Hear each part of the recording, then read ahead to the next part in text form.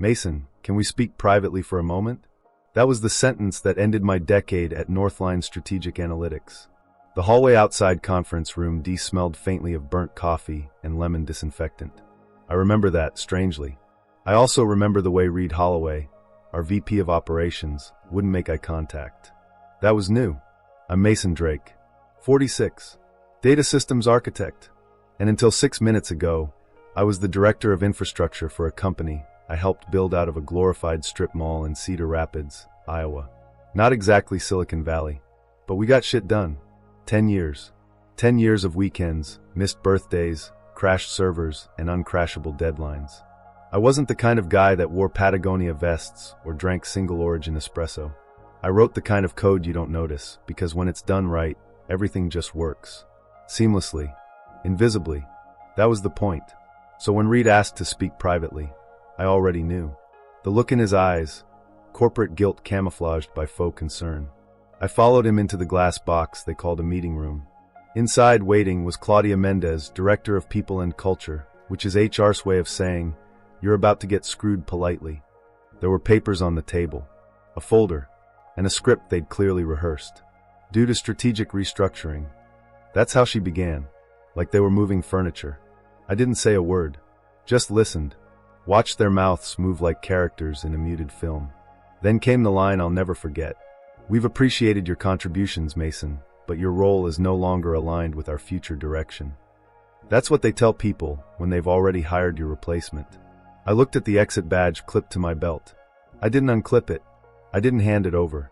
Instead, I said, you might want to postpone that investor demo scheduled for 3 o'clock. The system's going offline in 12 minutes. That's when the silence hit. Not shocked silence. Not angry silence. Afraid silence. Reed blinked. Claudia looked up from her HR script. I'm sorry, Reed asked. But he wasn't. I leaned forward, palms on the glass table. Last month, I implemented a tiered security protocol. Fully compliant, of course. The system requires real-time validation from the Director of Infrastructure. That's me, every 30 days. Or it autolocks. Access gets revoked across all internal databases and platforms. Claudia swallowed hard. Reed sat back. You're bluffing, he said. I looked at my watch, then at the red light on the security panel by the door. You've got 11 minutes to figure out how to run Northline without me. I stood, took my keys, and walked out. No drama. No yelling. Just the quiet confidence of a man who'd already done the math. Outside, the sky was a bruised gray. Midwest thunderstorms. By the time I hit the stairwell, I could hear them on the phone. With who? IT? Legal? The CEO? Didn't matter. I'd given them 10 years. And now they had 10 minutes. By the time I reached the second floor, the calls had started. First Reed. Then Claudia. Then someone from Executive Services whose name I didn't recognize. I let them all go to voicemail. I wasn't being petty. I was being intentional. The elevator dinged open as I passed it, but I took the stairs. Something about walking down 12 flights under your own power feels more satisfying when you've just detonated a bureaucratic time bomb. 12 minutes. That's what I told them. That wasn't a threat. It was a feature. One I'd built into the core of Northline's server infrastructure. Redundancies layered under policy-based control logic. Legal had approved the documentation months ago. Nobody read it. They never read it. 10 minutes left. In the parking lot, I paused beside my 2008 Tacoma. Not glamorous, but dependable, kind of like me. I slid into the driver's seat, turned the key, and sat with the engine idling. 1 bar of signal. Good enough. I opened a secure app, one only I had access to, and watched as the green system's matrix on my phone slowly began turning yellow. Pre-shutdown protocol initiated. Inside Northline's mainframe, the following events had already triggered. Access credential checks failed for 5 consecutive cycles. Client databases initiated a controlled shutdown sequence. Projector systems for the demo suite entered standby mode. Internal routing protocols severed from the public interface. In plain English, the house lights were about to go dark. 9 minutes left. Reed was calling again. Then Elijah Grantham, the CEO.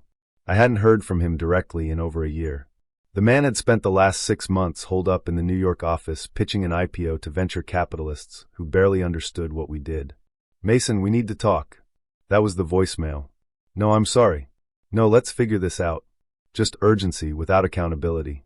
I knew the stakes. At 3 p.m., Northline was scheduled to pitch a $22 million federal infrastructure contract. They were supposed to demo a predictive analytics system I'd spent 8 months building. It was fast, smart, and completely dependent on the authentication protocol tied to my credentials. 8 minutes left. I looked across the parking lot at the tinted windows of the building. Did they think they could cut me out and still run my systems? Did they think hiring a DevOps kid from LinkedIn with a Stanford degree and zero field experience was a valid replacement? That's what this had been about. Cheaper labor. Reed had been grooming someone for months. I saw the access logs. He thought I didn't notice. The truth is, I'd known they were planning to remove me since April. That's when Claudia casually asked about cross-training and documentation best practices. It's also when I began versioning the system into isolated branches, each one encrypted, each one tied to a single key mine. 7 minutes. The first system went offline. Client view, the dashboard Northline used for all live reporting and analytics demos. Without it, they had no presentation. The dominoes were falling, and I was watching in real time. My phone buzzed again. This time, urgent, internal system failure. Engineering requested in room 407. I almost laughed. They'd paged me without realizing the irony. I wasn't their engineer anymore. 7 minutes, and I felt calm. Not smug. Not vindictive. Clear. They wanted to remove me from the company? Fine. But they didn't get to keep my work without understanding what it cost. 6 minutes. That's how long it took for panic to set in. I could see them through the second-floor windows now. Silhouettes moving fast, phones pressed to ears. A half-dozen people gathered around the IT desk like it was a lifeboat on a sinking ship. The system failures were cascading. Client view was down. Echelon Map, our top-tier geographic data platform, was crashing mid-render. GovNet Sync, the federal reporting tool, was caught in a loop, requesting authorization that no longer existed. All designed by me. All secure. All offline. And not one of them could fix it. Back in the building, someone pulled the plug on the demo room's smart wall. I saw the light die in a slow, digital fade. Inside their own headquarters, Northline had become a dead zone. 5 minutes. My phone buzzed again. Unknown number. I answered. Mr. Drake, this is Miranda Frost from Alton and Briggs, outside counsel for Northline Strategic Analytics. Are you available to discuss a critical operations concern? Of course they brought in legal. Too bad they hadn't done it before they terminated the only person keeping their infrastructure upright. Miranda, I said calmly, are you calling about the system failures or the contract loss? At the moment, both. Our executive team is requesting that you return to the building to assist in system recovery. Compensation is negotiable. Ah, there it was. The pivot from your role is no longer aligned to compensation is negotiable. I'm not interested in returning, I replied. She hesitated. There may be legal consequences for your actions, Mr. Drake. If the company can demonstrate intent. I cut her off. The systems failed because they weren't maintained by an authorized administrator. I was that administrator, until you removed me. If Northline failed to retain someone qualified to run their own architecture, that's a management problem, not a legal one. I could hear typing. Then silence. She knew I was right, but that wouldn't stop them from trying to bury me. For minutes. That's when the call came in from a number I did recognize. Kellen Mercer, former head of security at Brant Systems, now CTO at Gotham Analytics, one of Northline's biggest competitors. I hadn't spoken to Kellen in years. We weren't friends, but we respected each other. He skipped the pleasantries. Is it true what I'm hearing? You just took down Northline's core. No, I said. They took me down. The system just followed protocol. Ballsy, he said. Then he added, if you're not busy this afternoon, my CEO wants to fly in for a meeting. He's offering equity. I didn't respond. Just looked up at the clouds rolling in over the parking lot. Equity. That wasn't a bandage. That was recognition. That was power. 3 minutes. Inside the building, the GovNet server room was going into cold lockdown. Without real-time sync, Northline was now non-compliant with 3 active federal contracts. That meant fines. That meant investigations. That meant career-ending fallout for the people who thought I was disposable. Another call. This one from a landline. Elijah Grantham, CEO himself. Mason, listen. We made a mistake. Let's talk. You don't have to come back full-time, but maybe as a consultant. High retainer. Name your rate. Classic Elijah, throwing money at a problem when integrity would have been cheaper. Not interested, I said. We've got a $22 million deal on the line, Mason. You had a CTO on the line. You cut it. 2 minutes. In the rearview mirror, I saw a technician sprinting across the parking lot toward the East Side Annex. That was where the manual override consoles were kept, buried behind 2 locked doors and a biometric gate, the kind I personally configured. They weren't getting in without me. And even if they did, they wouldn't know what to do once they got there. 2 minutes. That's all that remained before Northline's internal network crossed a point of no return. The failover systems I'd designed, the ones only I knew how to restart, were now spooling down. Hard shutdown. Full encryption. Lockout mode. And I was sitting in my truck, watching clouds swirl over the parking lot like a storm that knew exactly where it was headed. My phone rang again. Not a number this time, a name. Elijah Grantham. CEO. Man who once introduced me to a room of federal auditors as our guy who makes the nerd stuff work. Now he was calling me like I was the last number on earth that mattered. I answered. Mason, we can't keep going like this. Let's talk face to face. I told your lawyers. No lawyers, he interrupted. Just you and me. I'll come to you. Interesting. That wasn't an order. That was a request. A powerful man trying very hard not to sound powerless. I gave him a location. Walker's Diner off Highway 380. The same place we'd drafted Northline's first system diagram on a paper napkin back in 2012. Nostalgia had teeth when wielded correctly. 40 minutes later, Elijah pulled into the lot. He didn't come alone. Behind him, climbing out of a black Audi, was Grayson Yule, the young systems engineer they'd hired 6 months ago. The one Reed thought I didn't know about. Of course he brought the kid. He still thought this was a tech issue. He didn't understand yet. It was a trust issue. They sat across from me in a booth by the window. Elijah looked like hell. Sweat on his collar, phone in his hand like a weapon. Grayson didn't speak, just nodded, trying to seem useful. You win, Mason, Elijah said flatly. But let's not burn the whole place down. He slid a folder across the table. I didn't touch it. What's this? I asked. A consulting agreement, $60,000. 30 days. You come back, reset the systems, document everything, hand over the credentials. No NDA. No strings. I opened it. Standard corporate language. But 2 things stood out. A mutual release clause, no lawsuits. A non-disparagement clause, no public talking. He wanted peace. He also wanted silence. I built those systems, Elijah. You fired me because you thought the code was more valuable than the coder. I made a mistake. No. You made a calculation. And now you're recalculating. Grayson finally spoke. The systems are too complex, Mason. No offense, but we couldn't untangle half of it. The backup restore failed. We're stuck. He looked ashamed. He should have. I didn't hate the kid, but I hated that he'd let himself become part of someone else's betrayal. I closed the folder. I don't want your $60,000. Elijah narrowed his eyes. You want more? Name the number. I smiled. Not because I needed money. Because that was the last lever he had left. And it wasn't going to work.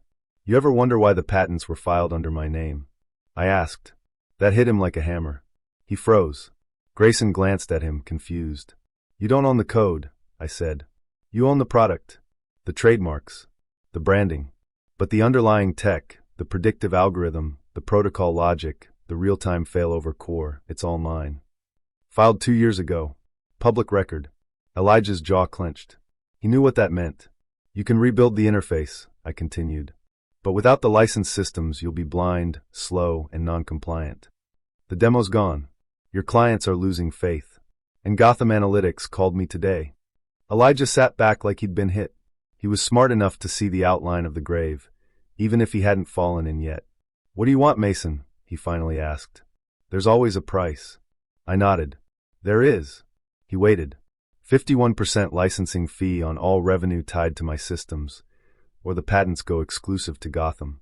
You'll lose the entire federal pipeline within 2 quarters. Elijah's hands trembled slightly as he reached for his phone. He wasn't calling legal.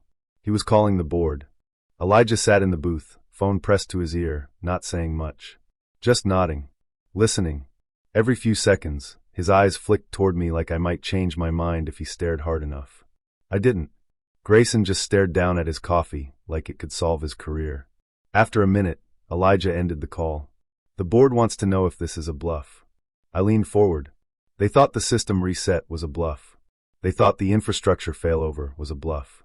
They thought firing me 2 weeks before a federal demonstration was smart business. I let that sit. You're out of bluffs, Elijah. He was silent, then finally said, if we give you 51% of the revenue tied to your patents, what do we get? Stability, I said. Access. Continuity. I'll relicense the architecture under a new agreement. 5-year term. Non-exclusive, revocable for breach. I'll even onboard your new team. I paused, looked at Grayson. If they're willing to learn. He nodded quickly, eager. But he didn't say a word. And what do you get? Elijah asked. Everything I built, in my name, finally gets the recognition and control it deserves. I'm not just a contractor anymore. I'm a stakeholder. That's when I pulled out a flash drive. Elijah flinched, like it was a detonator. It wasn't. It was proof. This contains the updated system schema, version tracking logs, and the public patent index tied to my name. You'll see timestamps, filings, and board approvals that you all signed off on without reading. I've archived everything. And if you want to fight it? I smiled. Discovery will bury you. Elijah exhaled like a man watching the walls close in. And Gotham? They've already offered me a director role with equity, triple what you ever paid me, and a 6-person team. I turn that down only if this deal is signed within 24 hours. The choice was his, but the outcome was mine. He finally said, send us the contract terms tonight. We'll review. You'll sign, I corrected. You know it. I know it. This is damage control now, not negotiation. He didn't argue, just stood. As they left the diner, Grayson paused. I'm sorry, he said quietly. I didn't know they were going to push you out like that. You weren't the problem, I said. You were just the excuse. He nodded and followed his boss back to the Audi. I stayed behind, ordered another coffee, texted my lawyer. Get ready to draft licensing paperwork. They're about to fold. And they did. That evening, I got a call from Kellen Mercer at Gotham Analytics. So, you jumping ship or building your own? I told him I'd get back to him by morning. Either way, I wasn't going back to being an employee. Not anymore. The licensing agreement was signed at 10:41 a.m. the next morning. 5 years. 51% of all revenue generated from technologies tied to my patented architecture. Termination clause? Only if I initiated it. And for once, my name was at the top of the document, not buried in the credits. Northline didn't make an announcement. No press release. No team-wide email. They didn't want their investors or clients to know that the man they quietly fired 48 hours ago now owned the lifeline of their infrastructure. But inside the building, everyone knew. Word spreads fast when an entire system crashes, and then mysteriously starts working again within 30 minutes of one man returning to the network. I didn't go back to my old office. It had been reassigned to someone from marketing. Probably Reed's idea. Instead, I commandeered an empty conference room on the 4th floor. Glass walls, central location, minimal furniture. Just how I liked it. Within an hour, they were calling it the War Room.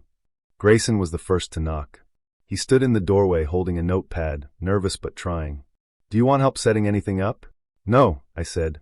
I want you to sit down. He blinked, surprised. Then sat. First thing I need from you is honesty. How much of the core system did you access? Maybe 20%. I didn't understand most of it. Good. Then you didn't break anything. He smiled nervously. I didn't. Over the next few days, I built a team. Not the flashy, overpaid hires Northline had favored. I reached out to 3 former colleagues they'd laid off years ago during cost-cutting rounds. Engineers. Architects. Silent assassins with keyboards. People who didn't need to be told twice. People like me. On day 4, Reed Holloway tried to step into the war room, uninvited. I didn't even look up when I said, "You don't have access." He hesitated. "I'm VP of Ops." I turned slowly. "And I'm the reason your systems are still functioning." He left. Elijah kept his distance. He'd done the math. He didn't like the result, but he understood it. Every week he didn't comply with the licensing agreement. He owed me penalties. Every update I deployed without issue bought him time with investors. Time he now knew came from me, not the org chart. The board scheduled a private meeting with me 2 weeks later. Claudia Mendez was there, still doing her HR tightrope walk. They asked me if I planned to return to a permanent role. I said, I'm not here to serve a title. I'm here to protect an ecosystem. Then I handed them a printed copy of the new infrastructure roadmap, one they weren't even qualified to interpret without my team's input. You'll need us for every step of this. They agreed. Unanimously. Grayson improved. Fast. I gave him more access. More responsibility. He was learning what it meant to work on real systems, ones that carried lives, data, cities. I told him the same thing I told myself when I was his age. Nobody will ever notice when you do it right. And that's the point. 3 months in, Northline stabilized. Contracts resumed. Clients stopped asking about the outage. The investors never got the full story. They just saw the numbers returning to green. But inside the company, the culture had shifted. People knew who held the keys now. I knew the exact moment it was time to walk away. It wasn't dramatic. No shouting match. No last straw. Just a quiet realization in a dim office at 6:47 p.m. on a Tuesday. They finally don't need me to keep the lights on. And that was the point. I didn't want to own the system forever. I just wanted to make sure no one could steal it and pretend they'd built it. I spent the next 2 weeks tying off threads. Finished the last stage of the infrastructure roadmap. Oversaw the deployment of a zero-trust security protocol, something I'd been proposing for 3 years before I was fired. And then I drafted my final report. It wasn't just a technical document. It was a message. Build well. Build honestly. Or watch it collapse. I invited Grayson to coffee the day before I left. We sat at the same diner, Walker's, where all of this had begun. You'll be fine, I told him.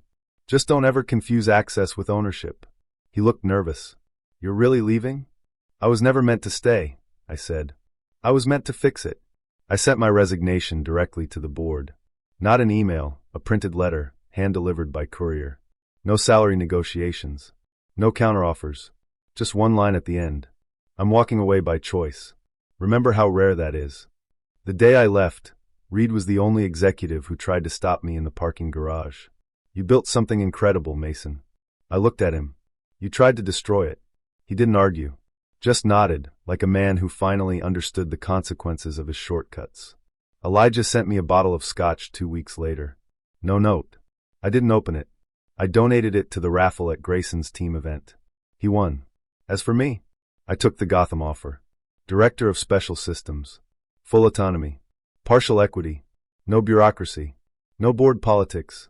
Just work that mattered, credited to the people who actually did it. 3 months later, Gotham landed the federal contract Northline had lost. My team was the core reason. The platform was mine. The vision was mine. The difference? This time, so was the name on the patent filing. I bought a cabin in the driftless region of Wisconsin. No Wi-Fi. No meetings. Just long, quiet mornings and evenings without anyone asking for system access. Kelly joined me on weekends. She said I finally looked like myself again. Sometimes I checked the news. Last I heard, Elijah stepped down. Reed left for a logistics startup in Chicago. Northline still exists, barely. Just another firm trying to survive on borrowed tech. The irony? They still use my architecture. And they still pay me for it. Every quarter. In the end, I didn't burn the company down. I let it collapse under the weight of its own arrogance. Actions have consequences, I told someone once. Sometimes they just arrive later than expected. That's not revenge. That's just engineering.